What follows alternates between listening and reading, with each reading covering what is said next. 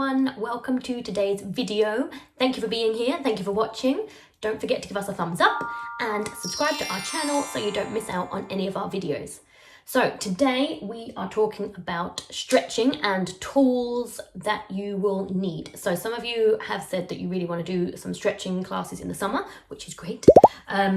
But there's some things, if you want to practice at home, or even if you want to take your own things to the studio and use your own equipment, there's some things that you might need to help. So here we go. Okay, number one on the list, yoga blocks. These are used for almost every stretch. So if you don't own one of these, I would highly suggest you investing in one. You will probably find you need two. Most stretches you will probably need two, depends on the stretch, but I would definitely recommend getting a minimum of two because then you'll be set up for everything that we will be doing. You can get these from really anywhere. Amazon have them. They're not that expensive, but I really recommend using them. They're nice and soft, so when you put your feet on them, it won't hurt. You can make them, you can make your own version at home. So you could get a couple of books, wrap them in a scarf, or put a jump around them just to get a little bit of cushion on there. But these are just easier, then you can take these with you. So if you're going to do our classes in the summer, I really recommend buying some of these. These are the 3-inch blocks.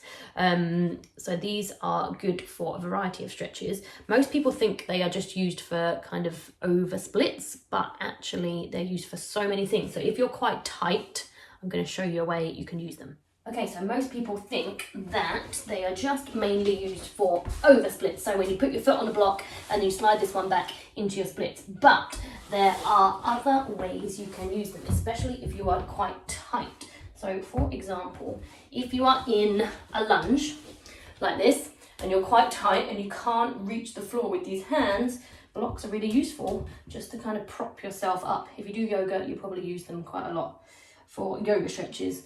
But they can be really handy for tightness, just to help you get into the right position without fighting to try and get down to the floor.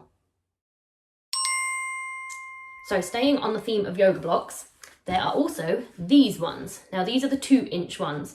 They are a lot bigger than the 3-inch ones, but a lot thinner. Now these are nowhere near as essential as those 3-inch ones, but they can be useful for a couple of other stretches, in particular when you're stretching your calves and you need to put the ball of your foot on a thinner block. So I will show you what I mean. Okay, so if you are stretching your calves, these smaller ones are much better because you can put the ball of your foot onto the block and your heel will drop down and touch the floor. And then you can do all sorts of stretches like this. If you try it on the taller blocks, especially if you've got small feet, you put the ball of your foot on the block and then it's a long way down to the floor and it's really hard to stand on one foot, and this is what happens with the block. It just flips up. So these smaller ones are a little bit better for stretches like that, but we can adapt these to make them better. So these are not essential, just if you want to go the whole way and get the whole lot, then go for it. Okay, next essential item for stretching is a strap.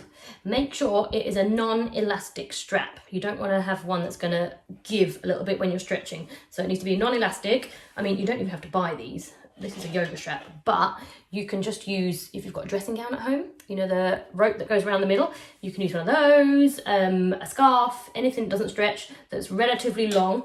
This one is quite long. Just so that you can do things like hooking it round your foot, and then you can do all sorts of stretches like this. Especially again, if you're quite tight and you can't reach your foot, then straps are really good and really helpful just to give you a little bit of leverage to get that leg up to where it needs to be. So that is the next thing you need. Next one, a mat, or two in my case. If you are stretching on a hard floor, such as the studio, or a floor like this, when you are doing things like lunges or anything with a knee on the floor, this is going to get quite sore under here. So you just need a mat or something that you can pop your knee up on, just to give it a little bit of cushioning. You can either use these thin ones that I have, this is why I've got two, because these are quite thin, and wrap them up together to make it a little bit thicker, or you can buy this kind of sort, which is much thicker anyway, and that can go under your knee to protect it, just to make it a bit more comfortable. Okay, last but not least is a foam roller. Now this isn't really a stretching aid as such, but it's in the same genre. So just well-being of muscles and all that stuff. This one is quite long. I like the long ones personally because you can lie all the way across them, and there's a big area for you to do your rolling. You can get smaller ones, they are fine. It just means you can't lie on it really. But they are really good for kind of releasing any muscle tension, which then will enable it to stretch further. So it's not essential, but, well, in my eyes, it's essential. They are really good at just, you know, giving a little bit of love and attention to your muscles. So everyone, in my opinion, those are the things that you're going to need to get the most benefit from your stretching. If you are on a budget, two of these are really the only thing you need. You can pretty much make do with other things around the house. If you haven't got a mat, you can just put something squashy underneath your knee, a jumper, a cushion, anything like that. But those 3-inch yoga blocks you will definitely need. So try and invest in some of those if you can. If you've got a birthday coming up, put it on the list. And that is it for today, everyone. I hope you enjoyed this video. Give us a thumbs up. Don't forget to subscribe, and we will see you all very soon.